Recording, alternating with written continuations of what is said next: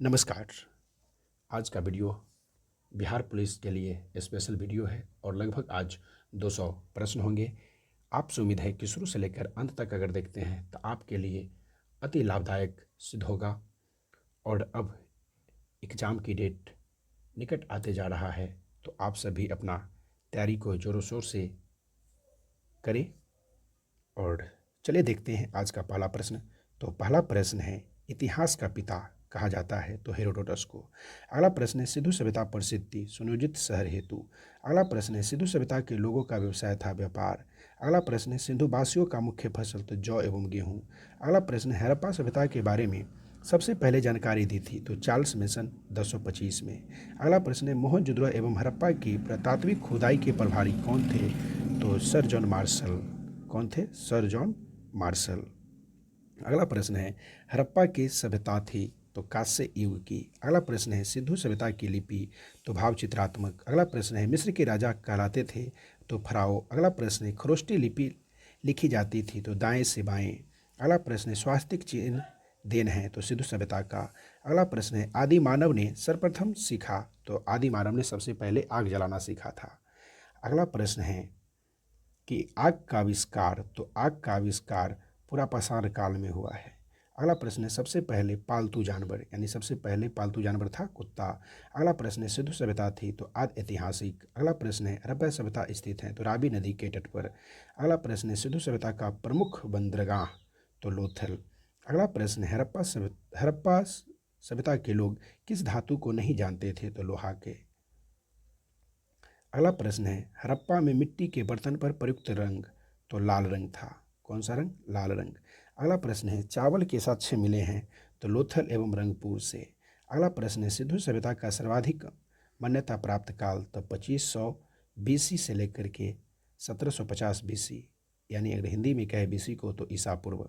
अगला प्रश्न है, मोहनजोदड़ो स्थित है तो पाकिस्तान के लरकाना में।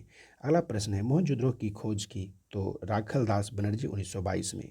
अगला प्रश्न है, नर्तकी की कांस्य मूर्ति मिली है तो मोहनजोदड़ो से। अगला प्रश्न है, सदप सभ्यता की सबसे बड़ी इमारत तो मोहनजोदड़ो से अनानगार। अगला प्रश्न है, मोहनजोदड़ो से प्रमुख स्मारक तो बृहत स्नानगार। अगला प्रश्न है, मेसोपोटामिया का अर्थ तो दो नदियों के बीच की भूमि, यानी मेसोपोटामिया का जो अर्थ है वो है दो नदियों की बीच की भूमि। अगला प्रश्न है, हड़प्पा की खुदाई हुई थी तो दयाराम सहनी 1921 ईस्वी। अगला प्रश्न है, सिंधु सभ्यता के लोगों ने पूजा की तो मातृदेवी की। अगला प्रश्न है, पुराणों की संख्या यानी गुप्त काल, यानी इसका रचना हुआ है गुप्त काल में तो पुराण की संख्या था 18। अगला प्रश्न है, सबसे प्राचीन पुराण तो मत्स्य पुराण। अगला प्रश्न है, पुराणों के रचयिता लोमहर्ष एवं उग्रश्रवा। अगला प्रश्न है, वेदों एवं वेदांगों की संख्या तो वेद है 4 और वेदांग है 6। तो याद रखिएगा, पुराण 18, वेद 4 और वेदांग 6। अगला प्रश्न है, उपनिषदों की संख्या तो 108। उपनिषद की संख्या कितनी है? 108। अगला है, पुराणों का अध्ययन करने वाला प्रथम मुसलमान तो अलबुर्नी। अगला प्रश्न है, उपनिषद का विषय वस्तु है दर्शन का। अगला प्रश्न है, ब्राह्मण ग्रंथ संबंधित हैं यानी ब्राह्मण ग्रंथी, यानी ब्राह्मण ग्रंथ जो संबंधित हैं वो है कर्मकांड से। अगला प्रश्न है, सबसे प्राचीन वेद तो ऋग्वेद, यानी ऋग्वेद में सूक्त की संख्या है 1028। अगला प्रश्न है, गद एवं पद वाला वेद तो यजुर्वेद। कौन सा वेद? यजुर्वेद। अगला प्रश्न है, शतपथ ब्राह्मण के संबंधित हैं तो यजुर्वेद से। अगला प्रश्न है, तंत्र मंत्र संग्रहित वेद हैं तो अथर्ववेद से। अगला प्रश्न है, भारतीय संगीत का जनक तो सामवेद। अगला प्रश्न, गायत्री मंत्र लिया गया है तो ऋग्वेद से, जिसका रचनाकार है विश्वामित्र। अगला प्रश्न, गायत्री मत समर्पित हैं तो सावित्री सूर्य देवता का। अगला प्रश्न है, गोत्र शब्द का उल्लेख मिलता है अथर्ववेद में। अगला प्रश्न है, भागवत धर्म के प्रवर्तक थे तो कृष्ण। अगला प्रश्न है, भक्ति आंदोलन का प्रारंभ तो भक्ति आंदोलन का प्रारंभ अलवर संतों ने। अगला प्रश्न है, आर्यों की जानकारी का स्रोत है तो ऋग्वेद। अगला प्रश्न है, ऋग्वेद में सर्वाधिक बार वर्णित नदी तो सिंधु नदी है। अगला प्रश्न है, ऋग्वेद में सर्वाधिक पवित्र नदी तो सरस्वती नदी। अगला प्रश्न है, ऋग्वेद में वर्णित प्रमुख देवता तो इंद्र जो पुरंदर कहलाते थे। अगला प्रश्न है, ऋग्वेद में सबसे बाद में निर्मित मंडल तो 10वां मंडल है, यानी ऋग्वेद में सबसे बाद में निर्मित मंडल तो 10वां मंडल है। अगला प्रश्न, ऋग्वेद में सोम को समर्पित मंडल, तो सोम के लिए समर्पित है 9वां मंडल। अगला प्रश्न है, सत्यमेव जयते लिया गया है, तो मुंडक उपनिषद से, यानी सत्यमेव जो लिया गया है वो कहाँ से लिया गया है? मुंडक उपनिषद से। अगला प्रश्न है, प्राचीन हिंदी विधि का लेखक है, तो मन्नु। अगला प्रश्न है, स्मृति ग्रंथों में सबसे प्राचीन है, तो मनु स्मृति। अगला प्रश्न है, पुस्तक मितच्छरा के लेखक कौन है? तो ज्ञानेश्वर। अगला प्रश्न है, महाभारत का अन्य नाम क्या है? तो जय संहिता। अगला प्रश्न है, महाभारत रचनाकार है वेद व्यास, तो महाभारत के फारसी अनुवाद का शीर्षक रज्मनामा क्या है? रज्मनामा। अगला प्रश्न है, आर्यों का भारत आगमन, तो 15 ईसा पूर्व से पहले। अगला प्रश्न है, आर्य पहले बसे पंजाब एवं अफगानिस्तान में। अगला प्रश्न है, ऋग्वैदिक आर्यों की भाषा थी, तो संस्कृत। क्या थी? संस्कृत। अगला प्रश्न है, आर्य लोग भारत आए थे, तो मध्य एशिया से। अगला प्रश्न है, शून्यवाद का प्रतिपादन, तो नागार्जुन। अगला प्रश्न है, गौतम बुद्ध का जन्म, तो लुम्बिनी नेपाल 563 ईसा पूर्व में। अगला प्रश्न है, बुद्ध की मृत्यु, तो कुशीनगर 483 ईसा पूर्व। बुद्ध की मृत्यु की घटना है, तो महापरिनिर्वाण। अगला प्रश्न है, बुद्ध के प्रथम गुरु, तो अलार कलाम। बुद्ध द्वारा गृह त्याग की घटना है, तो महाभिनिष्क्रमण। अगला प्रश्न है, बुद्ध का प्रथम प्रवचन कहलाता है, तो धर्मचक्र प्रवर्तक, यानी धर्मचक्र प्रवर्तन। अगला प्रश्न है, बुद्ध ने अपना प्रथम उपदेश दिया था, तो सारनाथ में। बुद्ध ने उपदेश दिया था, तो पाली भाषा में। अगला प्रश्न है, बुद्ध ने सर्वाधिक उपदेश दिए, तो श्रावस्ती में। बौद्ध धर्म के 3 रत्न, बुद्ध धम्म एवं संघ। अगला प्रश्न है, बौद्ध धर्म ग्रहण करने वाली प्रथम महिला, तो महाप्रजापति गौतमी। अगला प्रश्न है, प्रथम बौद्ध संगीति, तो 483 ईसा पूर्व में राजगृह में हुआ था। किनके द्वारा? तो अजातशत्रु के द्वारा। अगला प्रश्न है, द्वितीय बौद्ध संगीति, तो 383 ईसा पूर्व में कलाशोक के द्वारा वैशाली में। अगला प्रश्न है, तृतीय बौद्ध संगीति, तो 251 ईसा पूर्व अशोक के द्वारा पाटलिपुत्रा में। अगला प्रश्न है, चौथी बौद्ध संगीति, तो चौथी बौद्ध संगीति यानी प्रथम शताब्दी 76वीं ईस्वी सन कुंडलवन कनिष्क के द्वारा। अगला प्रश्न है, बुद्ध के पूर्व जन्म पर आधारित कथा था, तो जातक कथा। अगला प्रश्न है, बौद्ध धर्म का प्रमुख ग्रंथ, तो पिटक, यानी बौद्ध धर्म का जो प्रमुख ग्रंथ हैं वो पिटक, यानी विनय पिटक, सुत्त पिटक और अभिधम पिटक।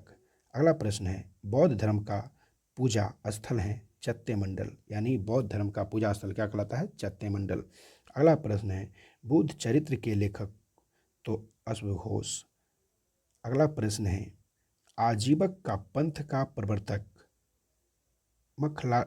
मखालिद घोष। अगला प्रश्न है, हिजरी संवत की शुरुआत हुई थी, तो 622 ईसा पूर्व से।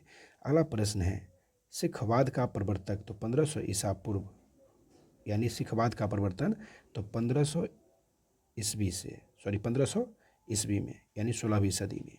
अगला प्रश्न है, इस्लाम के प्रवर्तक हजरत मोहम्मद साहब का जन्म, तो 570 ईस्वी में मक्का में हुआ था। जैन धर्म के प्रथम तीर्थंकर, तो ऋषभदेव।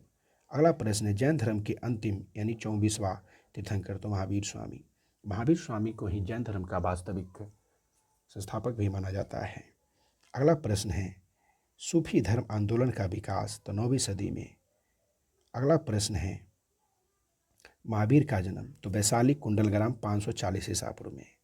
महावीर की मृत्यु, तो पावापुरी में 468 ईसा पूर्व में। महावीर किस राजवरोन में पैदा हुए, तो क्षत्रिय में। अगला प्रश्न, महावीर का प्रथम अनुयायी, तो जमाली जो दामाद था। अगला प्रश्न, महावीर एवं बुद्ध दोनों ने उपदेश दिए बिंबिसार के शासनकाल में, यानी महावीर एवं बुद्ध ने दोनों ने उपदेश दिए थे, तो बिंबिसार के शासनकाल में। अगला प्रश्न है, जैन धर्म के 3 रत्न, तो सम्यक दर्शन, सम्यक ज्ञान, सम्यक आचरण। अगला है, जैन धर्म के 2 समुदाय, श्वेतांबर और पीतांबर। अगला प्रश्न है, जैन धर्म का चरम लक्ष्य है मोक्ष, प्रथम जैन सभा तो 322 ईसा पूर्व में चंद्रगुप्त मौर्य पाटलिपुत्रा में। दूसरी जैन सभा तो 512 ईसा पूर्व में वल्लभी गुजरात में। अगला प्रश्न है जैन साहित्य को कहा जाता है तो आगम। अगला है शिशुनाग वंश का संस्थापक तो शिशुनाग। अगला प्रश्न है हर्यक वंश का संस्थापक बिंबिसार।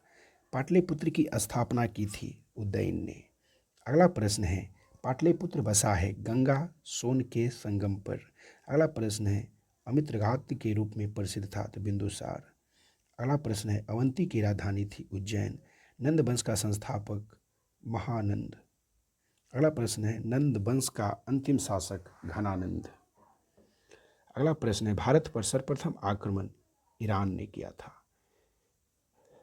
अगला प्रश्न है भारत पर आक्रमण करने वाला प्रथम विदेशी शासक तो सिकंदर था। अगला प्रश्न है सिकंदर एवं पोरस के बीच का युद्ध तो हाइपेस्पिस का युद्ध झेलम नदी पर। अगला प्रश्न है सिकंदर की मृत्यु 323 ईसा पूर्व में बेबीलोन में। अगला प्रश्न है मौर्य वंश का संस्थापक चंद्रगुप्त मौर्य। अगला प्रश्न है मौर्य वंश की जानकारी मिलती है तो विष्णु पुराण से। अगला प्रश्न है सुदर्शन झील का निर्माण तो चंद्रगुप्त मौर्य के द्वारा किया गया था। अगला प्रश्न है चंद्रगुप्त अनुयायी था तो जैन धर्म का। अगला प्रश्न है चंद्रगुप्त मौर्य के गुरु एवं महामंत्री तो चंद्रगुप्त मौर्य के गुरु एवं महामंत्री चाणक्य थे। अगला प्रश्न है भारत एवं मैकियावेली कहा जाता है यानी भारत का मैकियावेली कहा जाता है तो चाणक्य को। अगला प्रश्न है चाणक्य यानी कौटिल्य का अर्थशास्त्र किस पर आधारित है तो प्रशासन पर। अगला प्रश्न है चंद्रगुप्त ने जैन धर्म की शिक्षा ली थी तो भद्रबाहु से। अगला प्रश्न है चंद्रगुप्त मौर्य के दरबार में आने वाला प्रसिद्ध यूनानी तो मेगास्थनीज और मेगास्थनीज के द्वारा लिखा गया है पुस्तक इंडिका। अगर आपसे प्रश्न पूछा जाए कि इंडिका के लेखक कौन है तो मेगास्थनीज। अगला प्रश्न है चंद्रगुप्त मौर्य की मृत्यु 298 ईसा पूर्व में हुआ था। सरवन बेलगोला में हुआ था सल्लेखना से। अगला प्रश्न है अपने जीवन के अंतिम दिनों में जैन धर्म को अपनाया था चंद्रगुप्त मौर्य ने। अगला प्रश्न शिलालेख का प्रचलन प्रारंभ किया था तो शिलालेख का प्रचलन अशोक ने किया था। अशोक ने धर्म स्वीकार किया था तो कलिंग युद्ध के बाद 261 ईसा पूर्व में। अगला प्रश्न है अशोक ने बौद्ध धर्म के प्रचार के लिए श्रीलंका भेजा था तब महेंद्र एवं संघमित्रा को। अगला प्रश्न है अशोक का राज्याभिषेक तो 269 ईसा पूर्व में। अगला प्रश्न है अशोक का सबसे लंबा स्तंभ है तो 7वां। अगला प्रश्न है अशोक का नाम अशोक है मौस्की एवं गुर्जरा अभिलेख से। अगला प्रश्न है अशोक ने स्वयं को मगध का सम्राट बताया था तो ब्राहु अभिलेख में। अगला प्रश्न है कलिंग की विजय का वर्णन है 13वां शिलालेख में। अगला प्रश्न है सांची का स्तूप बनवाया था तो अशोक ने यानी सांची का स्तूप किसने बनवाया तो अशोक ने। अगला प्रश्न है श्रीनगर की स्थापना तो अशोक ने। कलहन की राजतरंगिणी। अगला प्रश्न है अशोक के शिलालेख की खोज तो फैंथलर ने 1750 ईस्वी में। अगला प्रश्न है अशोक के अभिलेख को सर्वप्रथम पढ़ा था तो जेम्स प्रिंस पे 1837 ईस्वी में। अगला प्रश्न है अशोक की मृत्यु तो 232 ईसा पूर्व में। आज के लिए इतना ही, फिर मिलेंगे अगले वीडियो में। धन्यवाद।